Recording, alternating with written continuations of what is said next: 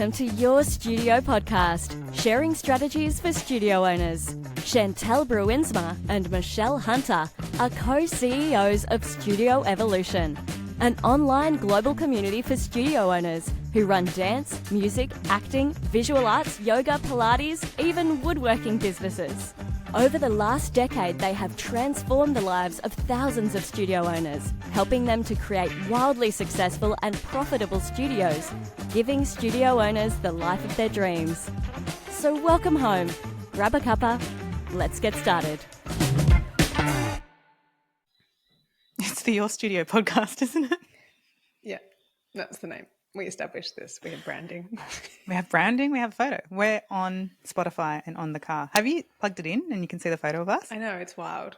My kids think we're really, really famous. It's famous. Hello, friends, and welcome back to the Your Studio Podcast. It is Michelle Hunter here and Chantelle Bruinsma, and it's an exciting day. We're back. It's a new season. It's a new season of evolution, and it's so good to be back with you guys. We're so excited to be back. It's such a joy for this new season. And we did end last season kind of sharing that Michelle was going to be undergoing some really significant surgery, and that has all happened. It's been a bit of a journey, friend, and you've had not an easy recovery, but we're really happy that you are back. How you doing? Oh, thank you. I'm doing good. I've had a lot of time to rest and relax, and thank everyone for your patience, and had so many beautiful community members reach out, and I have found a love for walking. Who would have thought? I never thought. This is shocking to me, friends. Shocking. You should be shocked, because I used to drive my car to run places. I'd drive it to a park and then I'd run around the park, get back in my car and come home. But I'm now walking to that park. I'm so it's proud wild. of you. So proud of you. Michelle and I love to walk, I love to bushwalk. And Michelle would this is the devotion of our relationship. Michelle would come with me on walks. and I knew she was really not enjoying it. I've got, quite a stride. She's like, you are so fast. I'm practically jogging. While you're walking, I have to do little jogs in my instep to keep up with you. I'm so excited because next time we get together, we can actually go walking together. This is a new thing for us. It's such a new thing. And when I was recovering and you said, come on, Michelle, when you recover, we'll do something together. You said to me that we're going to train for a mini triathlon together. Okay. So are you actually putting this in the world? Okay. So yes, I have expressed intent that has not been, I haven't paid any money yet, but I've expressed intent that I will do a mini triathlon because Michelle and I live in different states, friends. So we can each train for a mini, it's 2 kilometers of running. That's max. I'm tapping out at that, right? It's 2 kilometers of running. How much swimming? How much bike? Do you know? But not long. Not long. I think it's a 200-meter swim, 2 kilometer run, and a 10-kilometer bike. Yeah. But we do finish on the run. So when I did Chantelle, she was like, "Oh, so we don't get to choose the order?" No, we don't. We don't get to choose because the order. It doesn't make sense. Why would I want to start with swimming and then have to exercise with water dripping down my thighs? I mean, it just doesn't make sense for the chafing, friends. No woman set the order for a triathlon. You should end with the swim. Set the order. Yeah. You should definitely end with the swim. I'm happy to get on a bike. I can get nice and stable, and then I'll get off the bike and I'll run, and then I'll dive in a pool, and then I can get changed into nice clean clothes.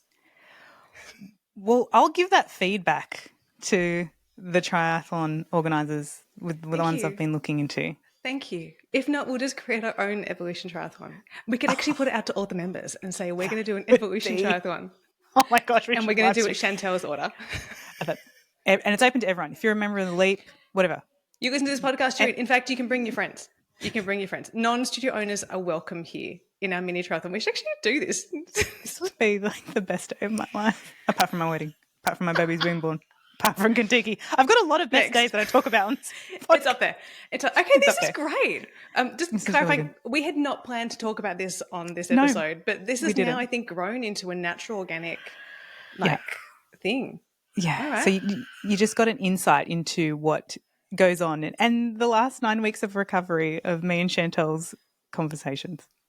Yeah, I mean, because the whole thing was Michelle can't wait to get back into your body and moving and being comfortable again, right? So this is a good goal for us to work on. It's not going to happen maybe this time next year, kind of end of next year, this might happen. Watch your inboxes for an invitation, friends. Yeah, that's right. But today We're diving into something pretty cool, Chantelle. We're going to be talking about class capacity in your studio. It's the thing that I reckon most studio owners don't understand to the degree that would be helpful to them and game changing for their business. This is a super underestimated element to really strategically plan for. And I'm ready to dive in, friends. I'm ready to reveal all I know. So, Chantelle, when we work with studio owners or we speak to studio owners who haven't worked with us before, what is their first impression when you say, how's your class capacity going? It's confronting. I think is what most studio owners kind of their response is, because usually it's not great, is the truth. You've got some programs that are doing really well, more than likely, sometimes during the week that have got really stable attendance. And you've got others that are struggling and that maybe you've always been struggling to get the capacity high in. And that's where it's difficult, because really what this conversation is about not just kind of like the marketing piece of filling classes. There's actually a whole nother level and layer of conversation we've got to have if we're really going to solve class capacity. And it's the broader topic of your programs and how your programs are structured. Now, when you think about it, I just want to ask you guys a few questions. Like, how many programs right now do you run? Like, if I went onto your class timetable on your website and like there's these types of different classes I could enroll into, how many do you have? And I like to think of them like every program you have is like a child. Now, I am deep in parenting. I've got a 4 and a 6-year-old, knee deep in parenting right now. And every child needs a lot of individual attention, right? And programs are the same. Every program you have needs marketing. It needs team training. It needs dedicated teachers who are skilled in teaching that particular one. Each kind of the programs needs kind of their own attunement to like how we're flowing through the year and retention strategies and upskilling. So every program you have really increases the complexity of your business. And it's no surprise, right, that complexity is difficult. So when we're thinking about class capacity, the more variety of programs you have, the more complexity we have. And it means that people can enroll into more classes. Now, the issue with that is that the more programs that people can enroll into, it means that there's a less of a likelihood you can have high capacity. So the clients we have, Michelle, right, that have extraordinary high capacity have been very disciplined in their program model. And I really consider that this is your business model. It's kind of like, this is my business model. Like, I run these programs. But where we fall into a trap is when people want you to offer extra programs, right? Everything. Everything. And it's funny when you just go back to that analogy of like every program is like a baby. It's actually like a family dynamic when you think about it. The more babies you have, the more attention, how you manage those relationships can really affect the family dynamic and in effect your whole business. And when we see a lot of our members who are very disciplined in their program offering and in their program suite, it can transform a studio business and a bottom line when you have got that really well dialed in. Well, I'm sure right now you may be thinking of like, there may be one program that you're running right now in your studio that you are struggling to get people into. And so what happens from a financial perspective is that you've got programs that are very successful, very profitable, easy to enroll into, kind of really stock standard, like good to go. And they are buffering and supporting the other programs, right? And so when that's happening across the board, you might have one program that is like rock solid, but others are not so strong. It creates a really big impact on the business. So the first thing to kind of start exploring this topic is to just really consider, what programs do we have that are very, very successful? They're profitable. They've got strong attendance. They are easy to run. You're passionate about them. You care about them, right? Like, when you start really asking questions that allow you to dive into that and evaluating on those criteria, they're financially sustainable, they're strong for marketing, they're easy to run, they're good for retention. When we start asking like, okay, well, which ones really aren't? And then we have to come to a point of like having some hard decisions. What if we consolidated those programs? Could we integrate that program into another? Could I bundle them? Could I create a combo kind of arrangement? Can I increase them or decrease kind of what we are offering here? This is when we get very, very strategic and very clean in what we are running. And, I can give an example about this. So as you guys know, I love Pilates. I've been doing it for over 10 years. I'm actually like about to buy my own reformer for home, Michelle. You're so in. I love how in you are with Pilates. So in. I'm going to use it every day. I'm pumped. Anyway, so my Pilates teacher had some surgery and I wasn't able to go for 8 weeks. And so I went and I was researching other studios in the area so I can go to. And there's this one I found that I loved. They did great things. And I went onto their website and it was so confusing. I do this for a living, right? I'm relatively qualified to translate studio models. I couldn't find a kind of option that was right for me. They had like 8 lines of different kind of pricing variants just for Pilates, and then they doubled that with yoga next to it, and then there was kind of infrared and all the other things, right? There were that many different options from kind of like this many things, but this included, but that included. I was like, but I don't want that. And I don't like, it was so convoluted that for me trying to decide what to do and which program to kind of step into, I actually haven't joined. I just kind of did the class bundle. And the problem with that is that I'm a dream client for a Pilates studio. I love it. Oh, I'm consistent. you're a lifer. I'm a lifer. I'm loyal as hell. I'm loyal as hell, and I really love it.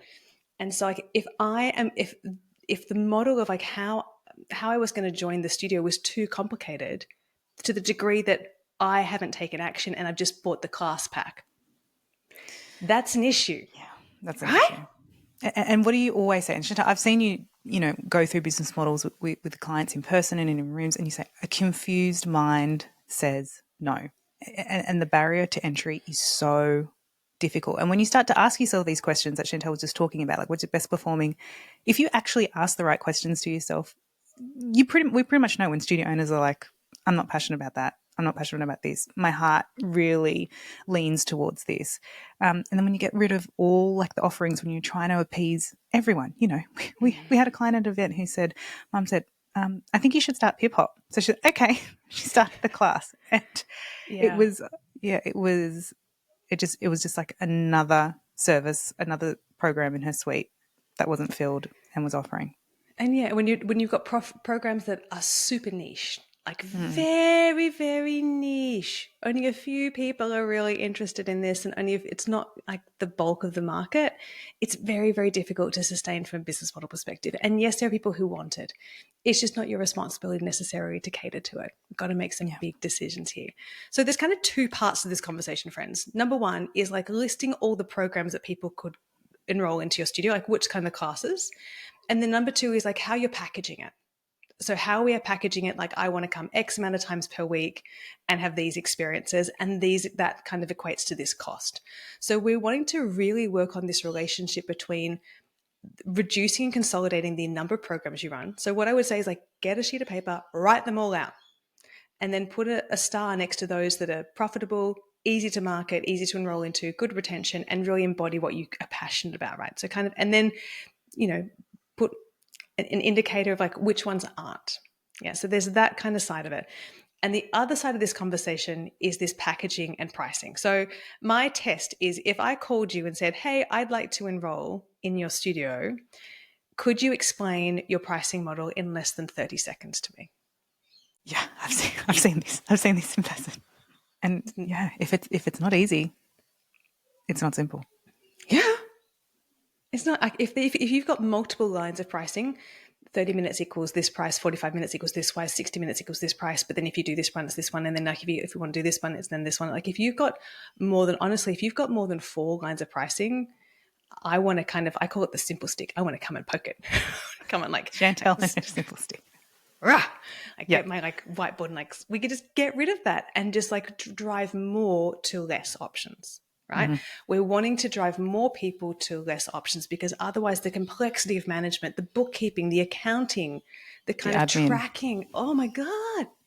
The admin, the notes, the enrollment, and then even if you're transferring, rolling that over to a new program, we've seen it with studio owners, like the notes and it's a nightmare. It's a nightmare. It's a nightmare. And not only so there's an operational cost, but it's the marketing side. You can have the most beautiful marketing. This studio I'm talking about that I've been going to, beautiful marketing, beautiful studio, fantastic teachers' facilities, complex business model that has made me not want to enroll. Such a shame Such a shame. And so like what I'm saying is like you can have the best marketing, but unless this is really clean. The other thing I see is like if I go to your website today, friends, and I go to your kind of like programs page or kind of pricing page, and it's like all the details for all the classes on one page, there's so much cognitive load I've got to do. You're making them work through and sift through each piece of information. Do I want this? Am I in this class, but that one? Like you're making them think so much. Take that all out, friends. What I really recommend is like navigate them through the website based on what program they're appropriate for. So I'm looking for this age group. I'm looking for reformer Pilates. I'm looking for this type of guitar lessons, right? Take them there, educate them on that experience, and then say, hey, you can come in on Tuesdays, Thursdays, or Saturdays. It's X amount per month. Click here to enroll. Don't make them sift through all the information of your entire studio. Just give them the information that's relevant to them. Michelle, we might do a whole episode on website strategy because I've got a lot to say. 100%. And I was just saying, this is going into a whole another realm of making that and optimizing that enrollment page to really perform for you and do the sole purpose that it is designed to do, and that is for when people land on it, that they enroll. That's right. But the secret to this is discipline. Yeah. Something that Michelle, your middle name is Discipline. Michelle Discipline Hunter is your actual name. Because we start to expand our business models, we start to add more programs, we start to kind of add more variants of kind of class packs here and kind of introductory bundles here and kind of like these tiers of membership here. We try and make people happy. And all it does is it adds complexity. We think that kind of adding this is going to attract more, but it actually detracts from the capacity you have in your classes and it increases the complexity you have in your business. Yeah. So let's talk to like when we're looking to see which programs we can, kind of consolidate or remove to continue that discipline, right? Can we just speak to the fear factor? Because I know that this comes into it. Like I see a lot of fear when they're going to do it. And for me, a lot of fear gets taken out when I forecast. It's like, you're fearful? Let me show you what your studio will look like if you continue this way and continue to pay all these teachers and admin operational load. But can we really speak to that fear piece? Because it's something that we do see a lot and it's real. And, and just really honouring the studio owners in that moment when they have to make that decision, because it's huge. Well, and as you've said, it's when you kind of see the numbers on the page. So, Michelle, do you want to kind of even speak to like that wonderful formula you like to do of kind of what it costs to run a program? Like actually like when you see the numbers of, what you're having to spend and then how many students you have and how much a program makes. You can do that by program. And it is a sobering number. It's a sobering number sometimes. It is a sobering number, and that's something that we do with studio owners, and that we do ourselves in our business here at Studio Evolution, and it's pretty much going through a fine tooth comb, and I love doing it. It's just recording all the operational expenses, marketing expenses, time allocations, and even all like physical resources that go into the delivery, planning, and in studios, it's not just paying the teachers. It's not just, paying the rent. It's also your time investment, costuming, recitals, packaging all that together and knowing what it is viable or the cost for one student per program a month. And that's really important because that's going to bring you to the number where you know that you need to meet to sustain that program. And that's really, really important. And so that takes away the fear a bit. It's kind of like, it's the brutal truth, right? Of being able to go like, oh, this program here is losing money. Yeah. It is. And we work through a project in Studio Evolution with our members where you see them have a lot of fear and then we actually take them through this actual process. And when they go, oh my gosh, I need at least, well, you're just going to go grab it now. Yeah. I need 20 students to sustain this class and I currently got 3. Here we go. So Chantel's just picked up the Elegant Ease binder, which is the pillar that we're actually currently in it, Chantelle. Yeah. There you go. This one here. This project is called Business Model. And in this project, it is all about absolutely walking through what it is we're bringing into the world.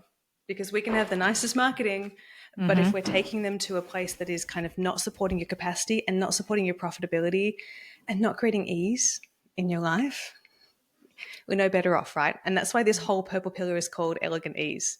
And this project here is all about understanding how to simplify your pricing. So, for example, this here is a normal example of a lot of studios pricing, and it's pricing based on increments of 15 minutes. But that's not the most simplistic way to go about it, because also what I've seen in a lot of clients is that for every 15 minutes, there's a kind of discount applied, right?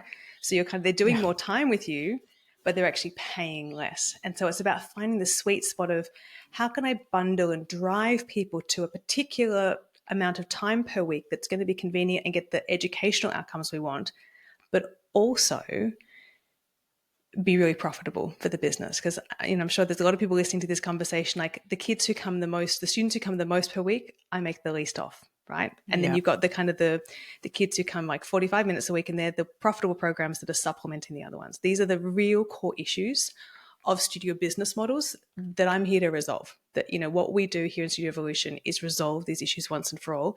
And that's what gets you the growth, because we're not trying to have the energy being siphoned into these small little programs. We're like, this one, these 2 or 3 or 4 programs are the sweet spot, and we're going to drive everything there. Cleans it all up. It does clean it all up. And look, there can be a little crunchy transition period bit when we do go to consolidate. But it's funny, like when our members have all this preconditioning and they come back like, I got 2 emails in the transition out of 200 students. So sometimes our perception and the story we tell ourselves to what actually does happen is the truth can be very different. Honestly, this is the project that creates the most transformation, one of the projects that creates the most transformation in our clients, because we start to see rapid growth once you have kind of really tightened up what you're offering and made it easier for people to enroll. If there's resistance, it's trickier. So once we get you to the place of like understanding, okay, this is why you probably haven't had growth in your business. The reason marketing has been hard because you've had a very complex pricing model, and there's been, we haven't been driving them to a profitable offering. So once we get that actually resolved, what then happens is that you can do the same amount of marketing, but we're getting better. We're driving them to a better outcome. So the business starts performing better. And so then you start to see like, oh, it's not that you're not doing enough marketing, right? It's not that your programs aren't doing well. It's just that we had the wrong model that wasn't serving you. And you can still continue to deliver these beautiful classes. You can still share the word of marketing really beautifully. We just needed to fix up your pricing model. We just needed to take out a few lines and simplify it. We just needed to kind of work on your timetabling to get the most optimal arrangement, right? And when you get those, then the model works. Like the magic is in the model. The magic is in the model. It's so is, and it affects so many aspects. So at the beginning, when you say what's capacity, you just think of the amount of people in the class, but it affects everything. As you said, just your pricing, your marketing, how you advertise, how your online performance. It's so multifaceted. What team you need to hire, like specialist teachers versus kind of like broader skill teachers, that like the operational efficiencies, the admin load, like there is so much to gain from working on this. And look, I'm not going to sugarcoat it. These are some of the hardest conversations we've got to have with our clients. These are some of the hardest ones. But for me, they're the most joyful, because it's like your world is about to change. Your life is going to get so much fucking easier, and you're going to see so much growth because we've actually got a model that works for you and it feels good. And what's on the other side? So as studio owners who, coming to the second rotation of doing Elegant Ease, and they're now grads and they've gone through the process. And it's just amazing. As you said, the growth just keeps on going because it starts with the model. Like it's all locked in. I remember one client, Julie Wu, one of our grads, love her to bits. She did this project in her first 4 months in Studio Evolution. First 4 months. This was the first thing she came in and did. Within 4 months, she doubled her revenue. She was at capacity in her studio within months after that, because we got this right. And now she's about to open her second location. It's all happening. You get the model right, everything flows, friends. And I think that these are the difficult things to grapple with by yourself. And that's why Studio Evolution is such a powerful program, because you actually have the support of experts to guide you through, like, oh, here's another way you could set up your pricing model. Here's another variation of how you could do it, right? You don't have to do it on your own. Sometimes we need this expert support to help us get really clear on finding the business model that is going to be the most impactful for your market, for your vision, and for your business. Yeah. It's pretty cool. And working in a group of like-minded studio owners, or, and just bouncing that is invaluable. Yeah, because you get to see like, oh, we can do hard things, we can do tricky things, and we can make these beautiful enhancements in our business and see it all pay off. And it becomes less scary because we're all doing it together. But Michelle, we've got something, a little special treat for you all today. So I've recorded a really in-depth training. It was a bonus for the Leap, but we've actually kind of got a really very, very special promotion on right now. And it's this pricing and packaging masterclass. It's an in-depth training where I walk you through how to kind of take your business model from being quite complex and with many layers of pricing and a lot of complexity in the packaging and simplify it. And that is normally retails for $247. And we're actually offering it now for a very, very special window for $17. Like, what a deal. What a steal, because we know that this is the stuff that's going to move the needle in your business. This is the stuff that's going to really help your life be easier and change what's happening in your life. So we're really excited. And you can just head to studioevolution.com/start. And right there, you'll have the prompt to click into the pricing and packaging training. And like $17, you pay more for a cup of coffee and a toasted sandwich these days. So, and we've had people in the Leap who have just done that training alone and posting in our Leap Facebook group of how much changes and ease they've just from watching that training. So again, go to studioevolution.com/start and dive in. The magic is in the model. Get the model right. Everything becomes easier. Marketing, profitability, you name it.